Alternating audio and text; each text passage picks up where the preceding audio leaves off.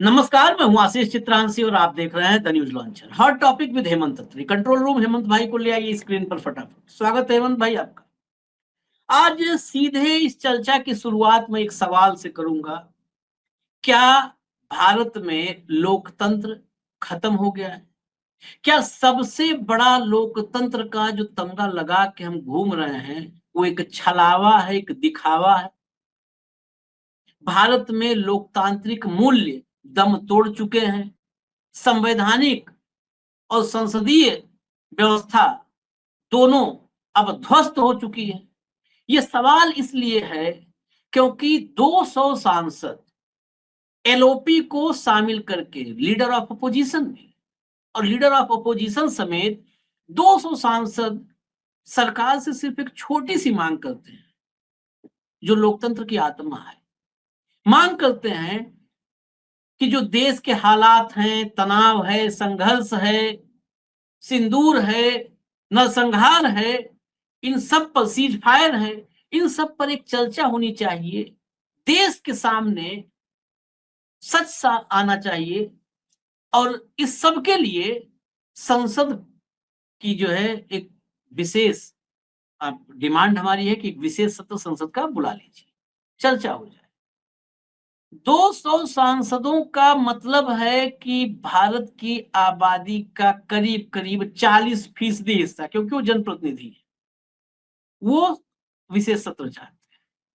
सरकार ने एक लाइन में मना कर दिया है। अब तक अटकलबाजियां थी, लेकिन अब ऑफिशियली किरण रिजिजू ने बता दिया है कि संसद का नया सत्र, आगामी सत्र कब आहूत किया जाएगा।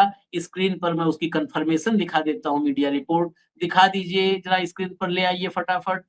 राजनीति देखिए, भास्कर ने लिखा है संसद का मानसून सत्र 21 जुलाई से 12 अगस्त तक चलेगा। केंद्रीय मंत्री रिजिजू ने दी जानकारी। यानी जो रूटीन होता है, मानसून सत्र जो रूटीन में आता है, उसी रूटीन पर सत्र होगा। नो स्पेशल सेशन, हटा दीजिए।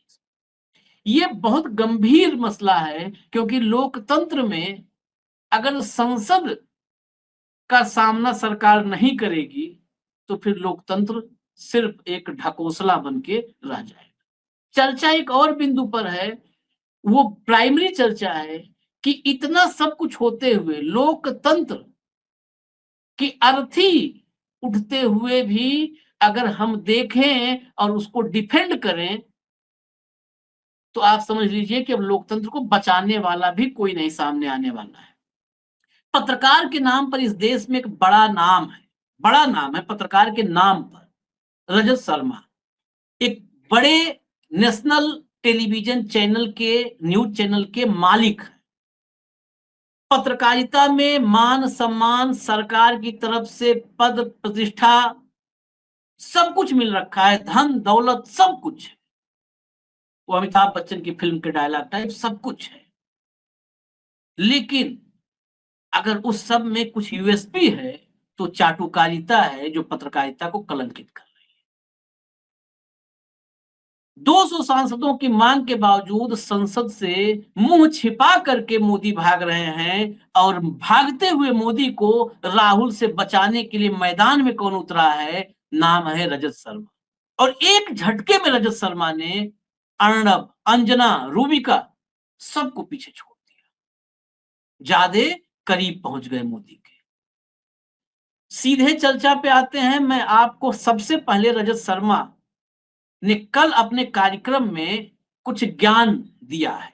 उस ज्ञान को हम उनकी जुबानी नहीं सुना सकते, कॉपीराइट का इशू होगा।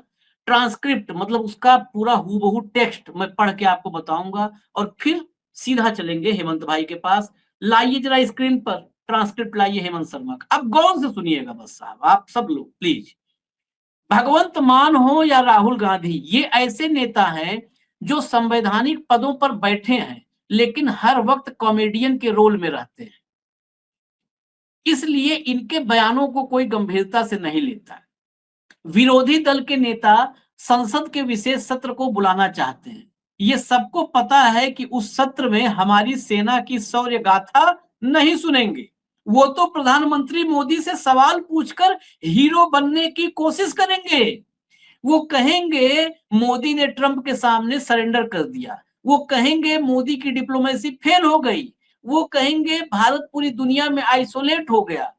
वो सेना की तारीफ करेंगे और सेना को खुली छूट देने वाले को कायर कहेंगे। वो सेना का गुणगान करेंगे और सेना का हाथ मजबूत करने वाले प्रधानमंत्री का अपमान करेंगे। सवाल ये है कि क्या ये सब करने से हमारे देश को फायदा होगा? क्या ये सब कहने से हमारी फौज का हौसला बढ़ेगा? या इससे सिर्फ उन नेताओं की ईगो सेटिस्फाई होगी जो मोदी से परेशान हैं? जहां तक ट्रंप के कहने पर सरेंडर करने का सवाल है, तो उसका जवाब आज भी सीडीएस अनिल चौहान ने दिया। पहले भी आर्मी ने बताया था, विदेश मंत्री ने बताया था और प्रधानमंत्री ने कई बार कहा कि ऑपरेशन सिंदूर रोकने का फैसला पाकिस्तान की डीजीएमओ के रिक्वेस्ट पर किया गया। और इसका जवाब तो सलमान खुर्शीद और शशि थरूर भी दे चुके हैं, लेकिन राहुल गांधी, उनकी पार्टी के लोग ना थरूर की बात सुनना चाहते हैं, ना खुर्शीद की। ये दोनों कांग्रेस की सरकारों में विदेश मंत्री रहे हैं, विदेश नीति के जानकार हैं, लेकिन इनकी बातें आजकल राहुल गांधी को सूट नहीं करती। अब इस स्क्रॉल को मैं कंट्रोल रूम से कहूंगा फिर से शुरू चला दे, लोग पढ़ते रहे, एक शब्द के बड़े मायने हैं। मैं सवाल लूंगा, जवाब इधर हेमंत जी देंगे, लेकिन पढ़ने के लिए इस ऑप्शन को अभी खुला रखिए। हेमंत भाई, ये जो दलील है, इससे बेशर्म दलील कभी सुना हो आपने किसी को बचाने के लिए? तो जरा बताइए, और नहीं तो इस बेशर्मी का एक एक पन्ना खोल दीजिए। आशीष जी नमस्कार, आपको सारे दर्शक साथियों को भी। देखिए, जो कुछ आपने ये दिखाया अभी और जो कुछ, क्योंकि मैंने तो वीडियो पे भी सुना वो लगातार, अगर बकौल रजत शर्मा, अगर इस विशेष सत्र को किस लिए नहीं बुलाना चाहिए, अगर उनकी बात को मैं समअप करूं 2 सेंटेंस में, तो वो इसलिए नहीं बुलाना चाहिए कि इसमें मोदी से सवाल पूछे जाए। इसका ये मतलब है, मोदी से सवाल पूछे जाएंगे। दूसरा है कि सेना का सम्मान इतना बढ़ जाएगा, क्योंकि विपक्ष भी सेना का मान प्रशंसा करेगा, उसकी कार्रवाई की प्रशंसा करेगा। इसका मैं निहित अर्थ बता रहा हूँ। सेना का सम्मान इतना बढ़ जाएगा कि मोदी का पीआर ओवरशैडो हो जाएगा उससे, जिसकी रजत शर्मा को चिंता है। इसको जो मैं ले पाता हूँ, जो पत्रकार के नाते जितना मैं समझ पाया हूँ, गलत भी हो सकता है। और तीसरा ये है कि मोदी जी का जो विदेश नीति का जो डिजास्टर है, डिजास्टर शब्द फेलियर नहीं, मोदी का जो विदेश नीति का है वो डिजास्टर एक्सपोज हो जाएगा। और खास साथ तौर पर बेसिकली ये सारी बातें कह करके रजत शर्मा ने अपनी जो कैटेगरी थी पत्रकार की, उसको बदल करके अब एक नकली सरकारी विदूषक की उपाधि हासिल कर ली। सरकारी विदूषक है वो। विदूषक को अगर हिंदी में लेमन की भाषा में कहें तो जोकर कह सकते हैं, कम से कम ये जो उन्होंने कुतर्क दिए हैं उसके आधार पर। कल डेरेक ओब्रायन काफी पढ़े लिखे आदमी हैं, उन्होंने एक शब्द प्रयोग किया। उन्होंने कहा कि मोदी की सरकार जो है वो पार्लियामेंटोफोबिया से ग्रस्त है। पार्लियामेंटोफोबिया यानी कि पार्लियामेंट में जाने से डरती है। तो पार्लियामेंटोफोबिया तो बाद की बात है, वो तो पार्लियामेंट तो साल में कितने दिन आती है मोदी की बात, वो तो एक अलग सवाल होगी। पहले कितनी आती थी, अब कितनी आती है, वो एक छोटा सा है। लेकिन उनका शब्द से मैंने पिक किया, और जो मैं समझ पाया कि मोदी की सरकार और मोदी का जो ये मीडिया है, लैपडॉग मीडिया, इसका भी डिफाइन करूंगा आज दर्शकों के लिए। ये बेसिकली मोदी की सरकार जो है ये ओपोजिशन फोबिया से ग्रस्त है। पार्लियामेंटोफोबिया तो बाद में आएगी। ये पार्लियामेंटोफोबिया तो ये है कि जब संसद का सत्र होगा तभी फोबिया आएगा। अपोजिशन फोबिया तो day in and day out है ना। अपोजिशन का कोई भी नाम नेता बोलेगा तो उसके बचाव में ये भाई लोग आ जाएंगे, रजत शर्मा जी और इस टाइप के। देखिए आशीष भाई, दुर्भाग्य की बात क्या है, जब आप जर्नलिज्म की बात करते हैं तो कई बार खून खोल उठता है। और खून क्यों उठता है? संसद में, संविधान के अंदर मेरी, आपकी और इस देश के मीडिया को चौथा स्तंभ कहा गया, और हमें कहा गया था कि we are, media is a barking dog. हम जो भी गलत करेगा उसमें भौंकेंगे, चाहे वो विपक्ष हो चाहे सरकार। वो पॉजिटिव सेंस में एक हमेशा मानी जाती है, पूरे वेस्ट में मानी। 11 साल में जो मीडिया का असली रोल था उसको लैपडॉग मीडिया में बदल करके मोदी जी ने एक नया भारत बना दिया। और जिन लोगों के आपने नाम लिए, मैं तो इनके नाम भी लेता, रजत शर्मा हो या 2-3 नाम जो आप जो और बोल रहे थे, इन्होंने बेसिकली क्या किया है, इस पूरे खेल को समझिए आप। मीडिया पिछले 11 साल से सरकार की फर्स्ट लाइन ऑफ डिफेंस, हाँ। कि कोई भी मुद्दा आए, कोई भी बात आए जो सरकार के लिए असहज हो, परेशान करने वाली हो, दिक्कत करने वाली हो, सवालों में सरकार गिरती हो, तो ये फर्स्ट लाइन ऑफ डिफेंस हो गए आधिकारिक तौर पर। आधिकारिक, अनऑफिशियली नहीं, आधिकारिक तौर पर। सेकंड लाइन में कौन है? IT सेल बीजेपी की और ट्रोल आर्मी, जो अभी आपके दोस्त थोड़ी देर में यहाँ पेश होंगे, प्रस्तुत होंगे, वो उसकी तीसरी एक्सटेंशन है व्हाट्सएप यूनिवर्सिटी। ये दोनों जो बकवास प्रोड्यूस करते हैं main stream media so called, उसके बाद IT सेल और ट्रोल आर्मी जो ये प्रोड्यूस करेंगे, उस प्रोडक्ट को व्हाट्सएप यूनिवर्सिटी के सर्वर में डाल दिया जाएगा और उसके हिसाब से ये एक डेंजरस कॉकटेल बनेगा। हालांकि कॉकटेल आपत्तिजनक शब्द हो सकता है, लेकिन मिश्रण, मैं भारतीय भाषा में बात कर रहा हूं, मिश्रण, ये तीन mainstream media, IT cell, troll army और व्हाट्सएप यूनिवर्सिटी ने जो मिश्रण बनाया, वो एक खुराक है इस देश में अंधभक्तों को क्रिएट करने के लिए। वो उसकी एक पुड़िया है, उसमें धर्म भी एक हिस्सा है, सांप्रदायिकता भी एक हिस्सा है, और वो सारा जो कॉम्बिनेशन है वो इस इकोसिस्टम का बुनियाद है। जो रजत शर्मा ने कल कहा, कोई सरकारी प्रवक्ता भी नहीं कह सकता, माफ कीजिएगा, बीजेपी का प्रवक्ता भी नहीं कह सकता कि मोदी से सवाल नहीं पूछने चाहिए, सेना का ये डाउन हो जाएगा। हकीकत क्या है आशीष भाई, ये जो देख करके देखिए, एक तो आप तो बेशर्म कहते हैं, मैं उसको शर्मनिरपेक्ष कहता हूँ, क्योंकि आजकल डेफेमेशन का जमाना है, तो थोड़ा सा बचना पड़ता है, पता नहीं किसकी कब हो जाए। जिनका मान नहीं है उनकी सिर्फ ज्यादा हानि होती है, तो इसलिए मैं तो आपसे भी आग्रह करूंगा, आप छोटे हो मुझसे, कि इनकी शर्मनिरपेक्षता पे ज्यादा वो करें।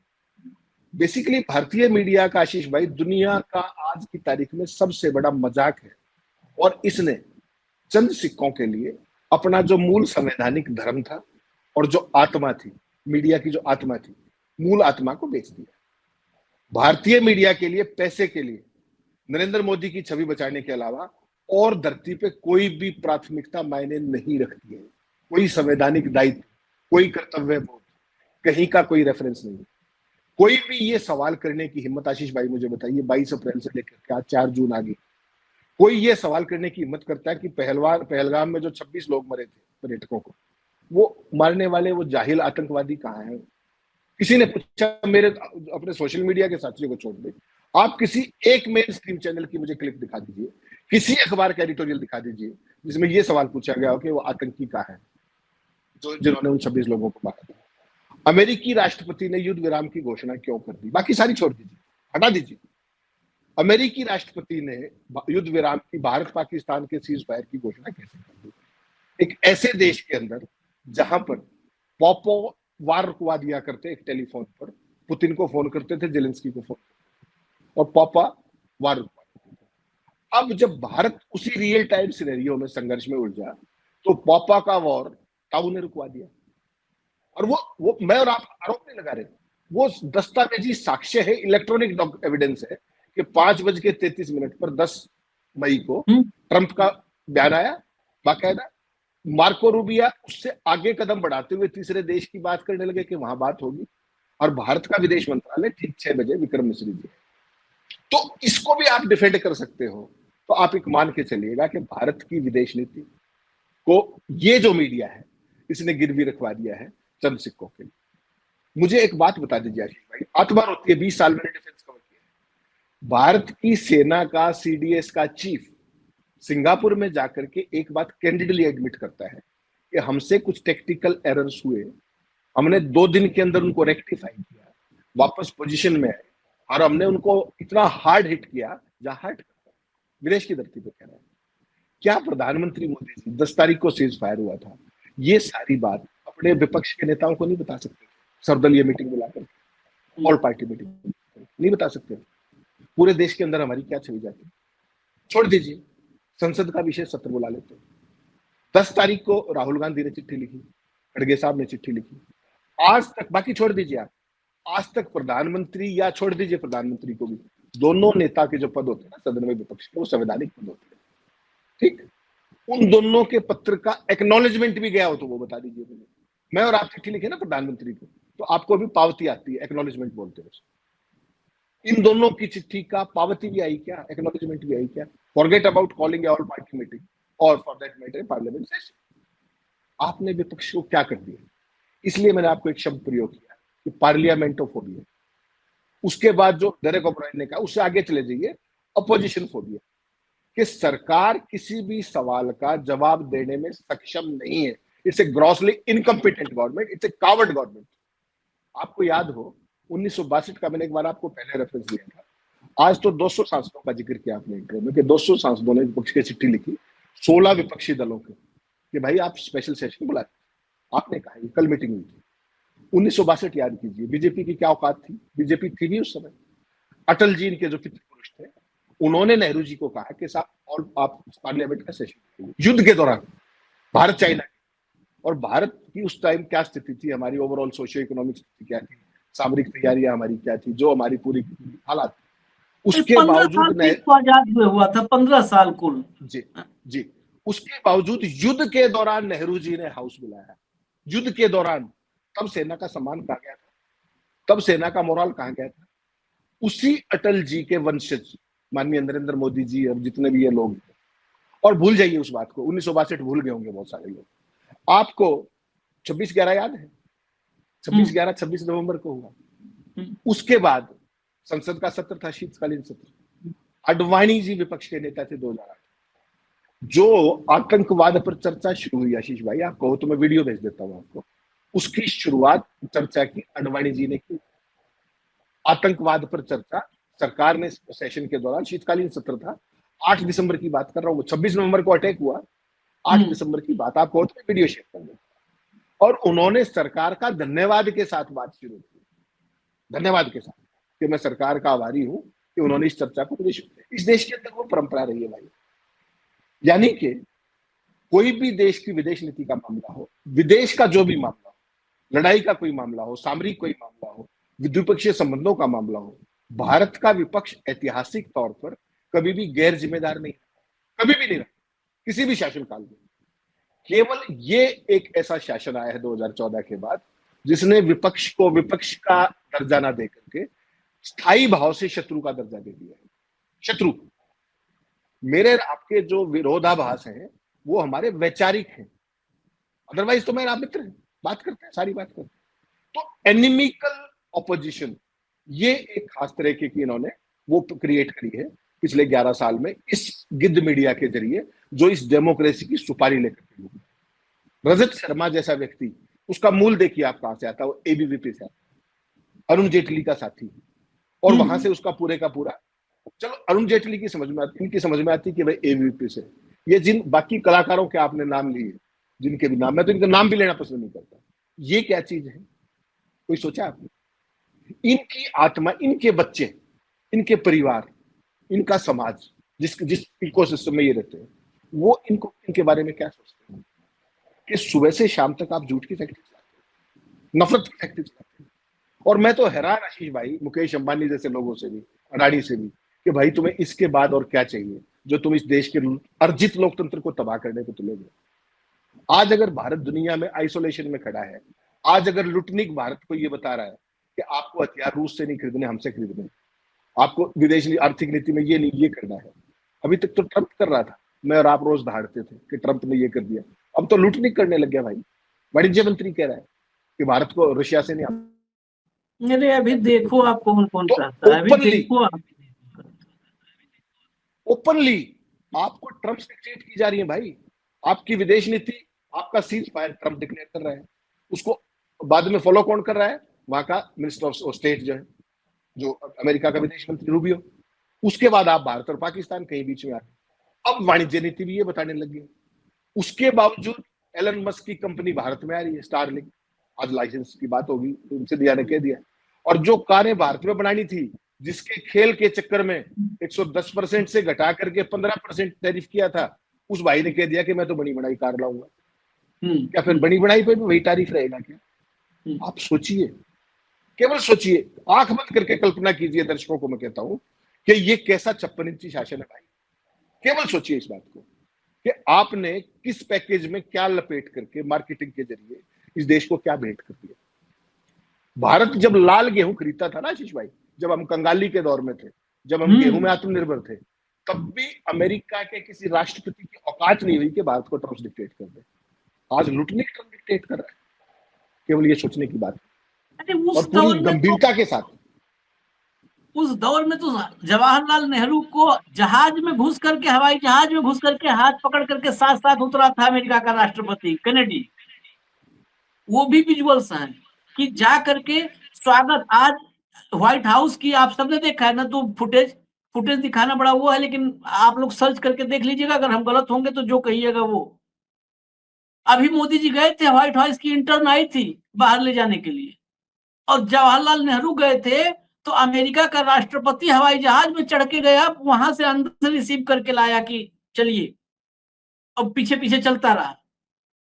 तो भारत का ये रेखा शर्मा थोड़ा बताएंगे इतिहास, जिन्हें पते नहीं है इतिहास में बड़ी ही होती है कि छोटी ही होती है, ये बताएंगे इतिहास। ये लोग इस देश के इतिहास को विकृत करने पर लगे हुए हैं ये लोग।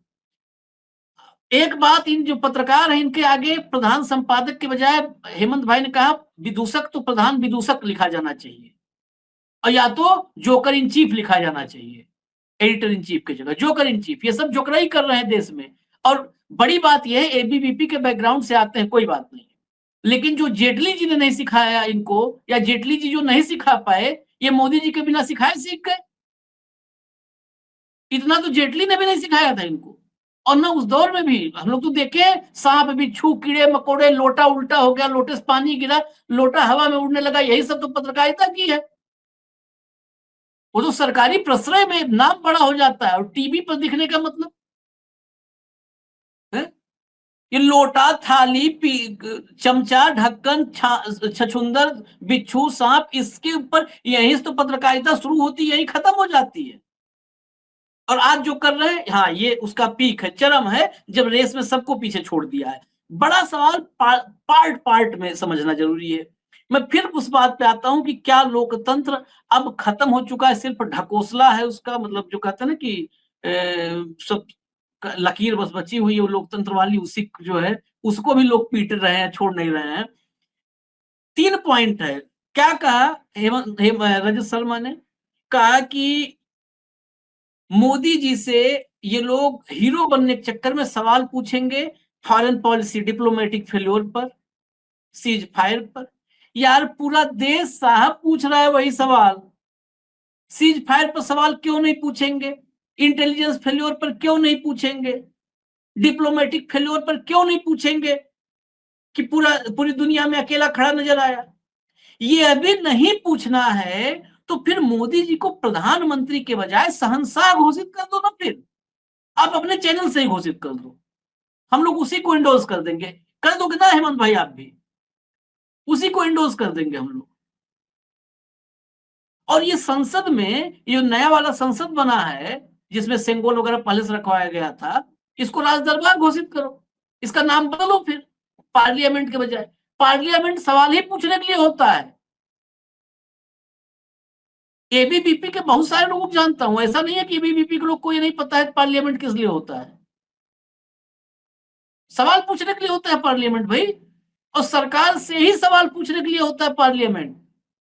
स्टूडियो न्यूज चैनलों की स्टूडियो भले विपक्ष से सवाल पूछा जाए, हेमंत भाई, न्यूज चैनल की स्टूडियो में भले विपक्ष से सवाल पूछा जाए, लेकिन सदन तो सिर्फ सरकार से सवाल पूछने के लिए होता है भैया। अब बताओ, ये आदमी कह रहा है कि सरकार सवाल पूछेंगे सरकार से। ये आदमी तो डेमोक्रेसी के लिए खतरा है हेमंत भाई। अगर आपको नहीं लग रहा है तो बता दीजिए, मेरी बात पे आपत्ति है। डेमोक्रेसी के लिए खतरा जो आदमी कहे कि संसद में सवाल पूछेंगे, अरे संसद में सवाल नहीं पूछेंगे तो भरतनाट्यम करेंगे भाई, कुचिपुड़ी करेंगे? बताइए। आप इतने बड़े संपादक है, पत्रकार, हमसे बहुत बड़े हैं, हेमंत भाई से भी हो सकता है आप बहुत बड़े होंगे, तो एक बार हम लोग के साथ बैठ जाइए, जरा हमको समझाइए। हम अल्पज्ञानी कम बुद्धि लोग हैं, हमको समझा दीजिए कि पार्लियामेंट में क्या होता है, कथक होगा, कुचिपुड़ी, भरतनाट्यम। हेमंत भाई। नहीं आशीष जी, देखिए सबसे बड़ी बात क्या है कि ऐतिहासिक तौर पर जब से देश में आजादी और ये डेमोक्रेसी की सारी बात आई, तो संसद का जो मेन पर्पज है वही क्या है? डिबेट, डेलिब्रेशन, डाइसेंट और डिसीजन। इसके अलावा तो कुछ भी नहीं। उसमें भी अगर आपको आपत्ति है तो फिर आप इस देश के अर्जित लोकतंत्र के हत्यारे हैं, और जो हत्या हो रही है उसमें कहीं ना कहीं उस पाप के आप भागीदार हैं। अगर इस तरह की चीजों को आप सेकंड भी करते हैं, उसको सरकार को सप्लीमेंट करते हैं या ऑगमेंट करते हैं। मेरे आपसे बेसिक मूल साधारण सवाल है, बहुत साधारण बेसिक सवाल, जैसा आपने कहा, जब से 22 तारीख हुई, 22 अप्रैल को जो नरसंहार हुआ, उसके बाद प्रधानमंत्री जी के पास किस किस चीज के लिए समय है? मधुबनी जाने के लिए समय है, फिल्म स्टार्स के पास जाने के लिए समय है, वो क्या नाम, आदमपुर के अंदर फोटोशूट कराने के लिए S400 पीछे मिडनाइट 29 करके, बीकानेर में जाने के लिए है, रोड शो के लिए आपके पास समय है, रैलियों के लिए आपके पास समय है, गोली के बदले गोला देने के लिए समय है। आपके पास समय किस चीज के लिए नहीं है?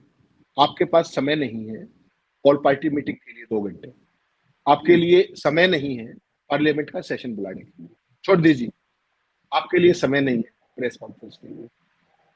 और जिस मीडिया को उसके मौलिक अधिकार से जो प्रधानमंत्री, जो सिस्टम, जो सरकार, जो इकोसिस्टम वंचित कर रहा है, आप उसका कीर्तन कर रहे हैं, सरकार से सवाल पूछने की बजाय विपक्ष को बिलिटिल कर रहे हैं। और ये अगर अपने आप को पत्रकार कहते हैं तो माफ कीजिएगा, फिर विदूषक क्या होता है? मेरा केवल उतनी बात है। दूसरी बात जो मैं कह रहा हूं, आपने बहुत सही बात कही कि अगर संसद के अंदर सवाल नहीं होंगे, संसद का क्या है? संसद के अंदर सरकार को अकाउंटेबली तो होल्ड करना है आपको कि भाई ये हाँ तुम्हारे कारनामे हैं। संसद is for transparency and holding accountability, that's it. हाँ हाँ उसके अलावा तो मोदी जी का शासन है ही ना भाई, 365 दिन, कोई समस्या थोड़ी है उसमें। उसमें कहीं कोई वो नहीं है, सवालों के जवाब वो कभी देते ही नहीं।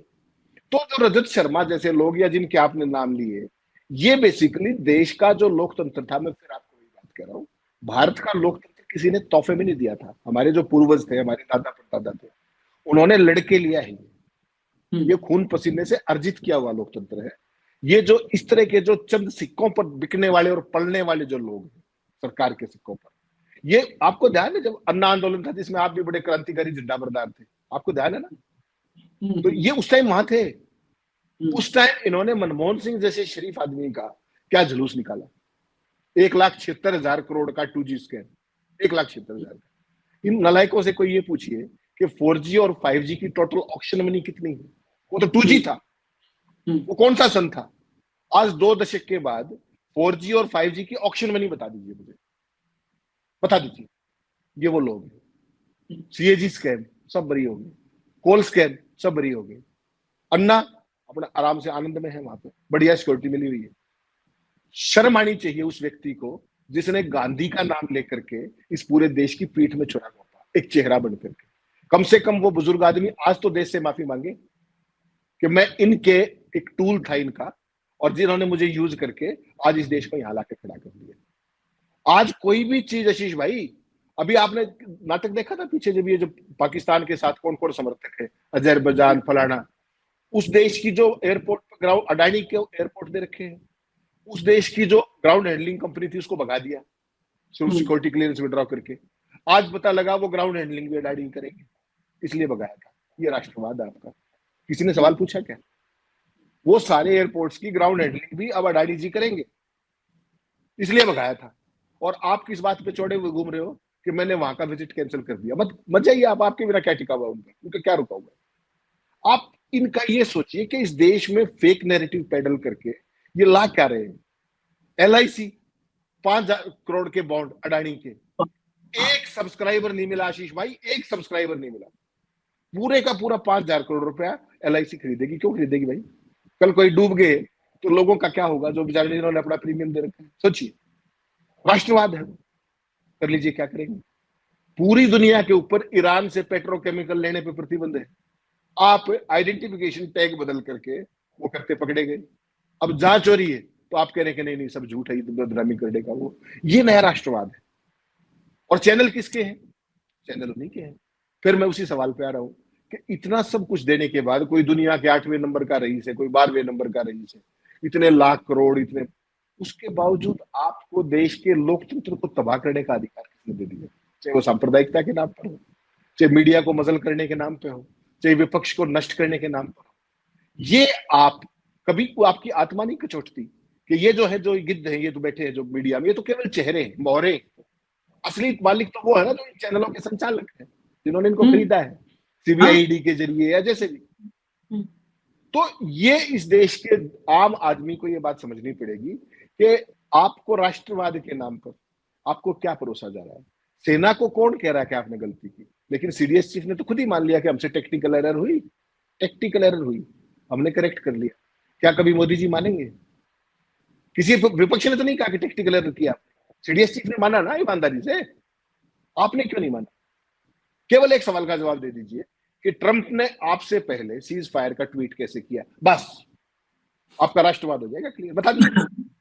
आपने ये कहा ना कि पाकिस्तान के, ये भाई साहब BK रस जिसकी बकवास आप सुना रहे थे, DGMO, डीजीएमओ पाकिस्तान के आग्रह पर हुआ, ठीक, मान लिया हमने, कोई बात नहीं, कोई दिक्कत नहीं। ट्रंप ने कैसे ट्वीट किया मोदी से पहले, ये बता दीजिए बस। ये देश राष्ट्रवाद का फैसला कर लेगा, हो जाएगा। और अगर नहीं कर सकते तो ये बकवास बंद कर दीजिए। फिर जो टीवी पे खड़े होकर आप कहते हैं ना सुबह से शाम तक कि हम राष्ट्रवादी हैं, मोदी ये है, मोदी वो है, इन छोटे छोटे सवालों के जवाब आपने बदला ले लिया पहलगाम का, सारे देश को बता दिया। वो आतंकी कहाँ है? आज कितने दिन हो गए पता है? 22 अप्रैल, आज 4 जून है। उनका आपको सुराग भी लगा होता आज तक, कहाँ गए वो? आपने तो बदला भी ले लिया। देश की बेटियों को सुराग सिंदूर बांटने चले थे आप, 72 घंटे तक टेस्ट किया कि जमाएंगे मामले को। सबसे हर चीज का नैरेटिव खराब हो रहा है, समझिए आप एक्सपोज हो रहे हो बुरे तरीके से। जब ये सारे का सारा काम हुआ आशीष भाई, पहले क्या हुआ कि तिरंगा यात्रा सरकारी यात्रा बन के रह गई। तिरंगा सम्मान यात्रा, सिंदूर यात्रा, उसका आपने हशर देख लिया, प्रधानमंत्री के अलावा कुछ नहीं। उसके बाद सिंदूर बांटेंगे घर घर में। जो पार्टी अपने आप को हिंदुत्ववादी कहती है, जो राष्ट्रवादी कहती है, जिसको परंपराओं की, संस्कृति की कोई समझ और अकल नहीं, वो महिलाओं को सिंदूर बांटेगी। 72 घंटे बाद कह दिया ये तो फेक न्यूज थी। यानी कि हर चीज उल्टी पड़ रही है आपकी। तो अब भी बाज आ जाएगी, नहीं तो ये जो लोग थे ना जिनका आपने ये स्क्रॉल करके दिखाया, ये इस देश में मुंह दिखाने के लायक थे। मार्क माई वर्ड्स, एक दौर आता है, इस दौर के ये स्टार है। आने वाला जो दौर है, जब इस देश में जन क्रांति होगी, जब लोग समझने लगे हैं, जैसा सिंदूर को लेकर के रिएक्शन आया, उसका देखिएगा ये सबसे बड़े उस जमाने के विदूषक नहीं होंगे। लिख लीजिए इस बात, ये खलनायक होंगे। और ये खलनायक होने का इस देश में क्या होता है वो मुझे आपको बताने की जरूरत नहीं है, वो देश के लोग तय करते हैं। मैं आज की भी तारीख में कहूं तो आज की भी तारीख में स्टार नहीं है। ये स्टार, जितने स्टार हैं, हम आप तो चलते हैं ना, हमें नहीं पता होता है कि हमारा अगला मिनट क्या होने वाला है। ये सब के सब स्टार वो मोदी जी की और अमित शाह की भयंकर सिक्योरिटी लेकर घूमते हैं। इसीलिए तय कर लीजिए स्टार ये कितने बड़े स्टार हैं। दूसरी बात, 4-5 सवाल छोड़ के जाएंगे फिर दर्शकों के लिए इन्हीं महोदय के हवाले से। डीजीएमओ का फोन आया था, यही तो रट रहे हैं ना। मैं कई बार ये सवाल पूछा, इसको थोड़ा डाइल्यूट कर देते हैं लोग। डीजीएमओ का सवाल, जब डीजीएमओ की बात माननी थी तो शहबाज की मान ली होते। वो पहले बोला था कि चलो एक जो है हम न्यूट्रल इंक्वायरी कर लेते हैं। तो ये 5-6 दिन बाद जब डीजीएमओ की बात माननी थी तो 5-6 दिन पहले शहबाज की बात मान लिए होते। दूसरी बात, दूसरा सवाल, डीजीएमओ की रिपोर्टिंग डोनाल्ड ट्रंप को है या भारत को है? कि पाकिस्तान के डीजीएमओ का फोन आया, फिर हमारा वाला डीजीएमओ बताया कि ट्रंप जी ट्वीट कर दीजिए, आ गया था फोन। डीजीएमओ की रिपोर्टिंग किसको है? भारत सरकार को है, अपने सीनियर को है, सीडीएस को होगी, आर्मी के चीफ को होगी, कि रूबियो और ट्रंप को है या जेडी वेंस को है? किसको है रिपोर्टिंग? तीसरी बात, कहा रजत शर्मा ने कि कहेंगे ये कि सेना का पराक्रम जबरदस्त था, लेकिन मोदी ने सीज फायर क्यों किया? ये नहीं कहेंगे कि उस सेना को फ्री हैंड कौन दिया। इसके पहले सेना को 1947 से और अब तक 2014 तक किसने जंजीर में बेड़ियों बांध के रखा था, वो जरा बता दिया जाए। वही सदन में बता दो, वही सदन में बता दो कि नेहरू गांधी ने कहां से जंजीर मंगाया था, बांध के रखा था, इंदिरा गांधी ने कहां से मंगाया था, राजीव गांधी ने, अटल बिहारी वाजपेयी को भी शामिल करना, सबको बता दो। इस देश की सेना के हमेशा फ्री हैंड रहे हैं, हमेशा फ्री हैंड रहे हैं। ये सब डायलॉग है कि हम खुला छूट देते हैं। चौथी बात, कहा कि सेना ने बहुत पराक्रम किया, लेकिन सेना को मजबूत किसने बनाया, इस पर नहीं बोलेंगे। सेना को मजबूत किसने बनाया है, ये एपी सिंह ने बोल दिया है, एयर चीफ मार्शल ने। जहां पे 41 के बजाय 30 स्क्वाड्रन बची है और मिग से लेके मिराज तक की मियाद पूरी हो चुकी है। अगर उनको हटा दिया जाए, पता नहीं हेमंत भाई जोड़ेंगे कि 12 बचेगी स्क्वाड्रन की 20 बचेगी। अगर मिराज और मिग को हटा दिया जाए तो बता दिया है एपी सिंह ने कि क्या दिया है ताकत सेना को, खोखला बना कर रख दिया है, अग्निवीर दिया है सेना को। साजो सामान में क्या दिया है एपी सिंह ने बताया है। बताइए सलमा जी, है जवाब? क्या दिया है? मैं बता रहा हूं क्या दिया है। प्रधानमंत्री जी, मैं इज्जत में 4 चांद लगाता हूं, बता दो ना। एयर चीफ मार्शल ने कहा कि ऐसे ऐसे सौदे होते हैं, ऐसे ऐसे दस्तखत होते हैं कि हमें पता होता है, दस्तखत करते वक्त पता होता है कि ये कभी मिलने वाला हमें नहीं है। शर्म से डूब मरने लायक है किसी भी सरकार के लिए जिस देश के एयर चीफ मार्शल ये बात कहे, वायुसेना का प्रमुख ये बात कहे। तो क्या चाहिए आपको सदन में? बुलाओ किराए पे, गांव में मोदी चालीसा बजे हो ठुमरी है। बताइए क्या सदन को बना के रखना चाहते? कोई सवाल का जवाब हो तो आप बताइएगा, सवाल का जवाब दीजिएगा, स्वागत करेंगे हम लोग। हम लोग लोकतांत्रिक व्यवस्था में यकीन रखते हैं, आलोचना और प्रश्न दोनों का स्वागत करते हैं। हमें इजाजत दीजिए, फिर आएंगे हेमंत भाई के साथ और कार्यक्रम में ही होगा हॉट टॉपिक विद हेमंत अत्री। नमस्कार।